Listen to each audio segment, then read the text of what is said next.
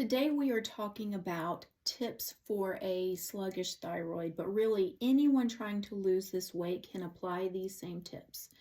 So you might have heard someone say, "Oh, I know it's my thyroid," when they're struggling to lose weight, and it is a legit struggle. And you might have heard that low thyroid can contribute to a slow metabolism.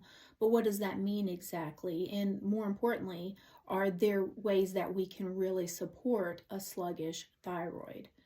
So hyperthyroidism, and that's also known as a low thyroid, is more prevalent than in women than men. And I think we probably have seen that in society. And guys, it's not fun. Along with a host of difficult symptoms that can be fatigue, low mood, constipation, dry skin, fertility issues. A low functioning thyroid can slow metabolic rate, and it can make it easier to gain weight and actually harder to lose weight.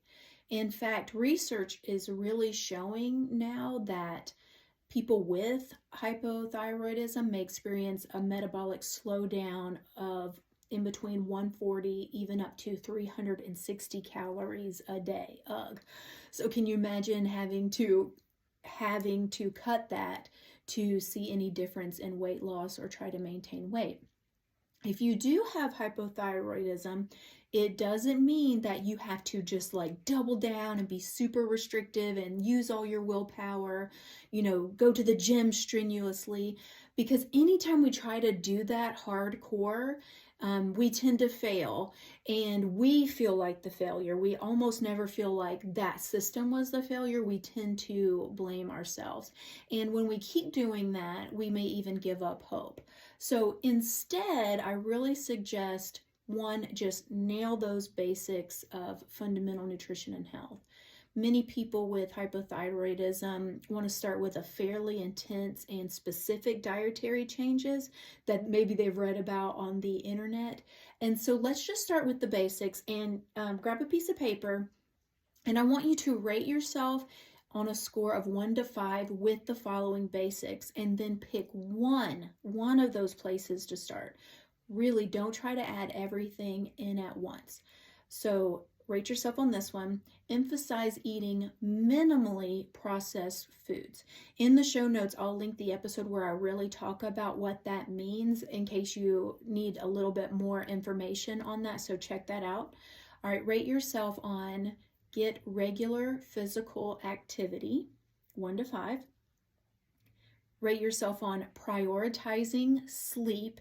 If you've listened to the sleep episode, there are doctors that believe that sleep is the number one health priority because everything else falls into place. And I am a firm believer in fighting hard for a great night's sleep. And then the last of the basics that I want you to rate yourself on is eating slowfully and mindfully. I'll go over them quickly. Emphasize eating minimally processed foods, get regular physical activity, prioritizing sleep, and then the last one is eating slowfully and mindfully. And I do have an episode on basically all of those because those are the basics. I might remember to link them here. So, like most, those with hypothyroidism typically benefit from really simple strategies, but done with consistency. I will say, I think that's why I like to keep things so simple and not do everything all at once, because small changes done consistently are going to have better results. So you really want to pick something that you're going to rock at and that you can be consistent with day and day and day and day. And, anything in my routine, they tend to be pretty small, but I'm going to do them every day. Okay, so I want you to target specific nutrition issues. Several deficiencies can contribute to hypothyroidism, and that's making weight loss or overall health really harder. So some common deficiencies that contribute to thyroid function include iodine, iron, selenium, copper, zinc, and tyrosine. Whole foods and a whole food multivitamin are really a great place to start when attempting to fill those nutritional gaps. I will link to the episode on the amazing multivitamin that I've been taking for almost 7 years. I absolutely love how I feel on it, and it'll tell you, why it's so amazing. All right, the next thing I want you to do is really envision a hopeful future and then take action.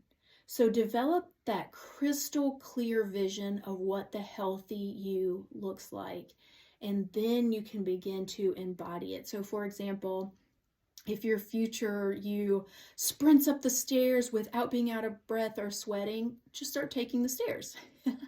Action often drives motivation, not the other way around. I think we think it's the other way around, but taking that one step does lead to the next step, does lead to the next step. It doesn't really start with the motivation, it starts with the step. So although people who are struggling with their thyroid may have unique biological challenges that make weight loss a little harder, the process for success really isn't that different than others who are trying to lose weight. We really want to start with those basics, be consistent with the basics. Check out the notes. I'm going to connect a hyperthyroidism symptom checklist. It's going to be a freebie for you in the show notes. Please subscribe or follow. Share this with a friend. Let me know if you have any questions, and I will see you next time.